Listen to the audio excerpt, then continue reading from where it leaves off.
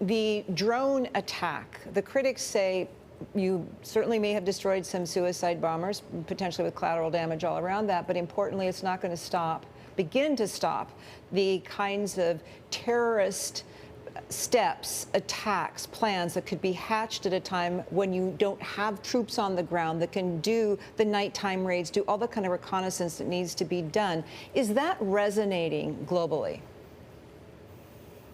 Well, it's certainly a concern globally. It's just, making sure that Afghanistan doesn't turn into a place that exports terrorism, to not just the United States, but to Russia, to China, and around the region, India in particular. So there is kind of a universal recognition that something needs to be done. Now, Joe Biden argues that this can be done without U.S. troops in the country, that they have an over-the-horizon capability, that they will continue targeting, using drone strikes to target ISIS fighters, the strike that we saw overnight.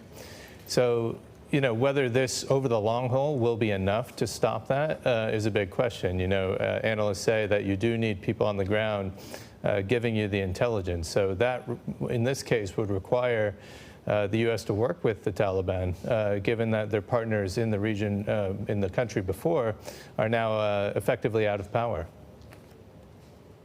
And we have seen that sort of cooperation between the U.S. and the Taliban when it comes to the evacuation effort. Are there expectations that that could continue?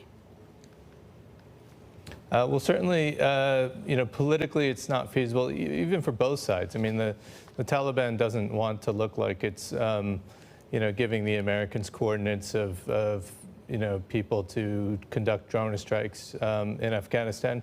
This was a big issue in neighboring Pakistan, where, it spurred political protests. There were people very upset that the U.S. was going in there, even though they had a tacit agreement with the Pakistani government.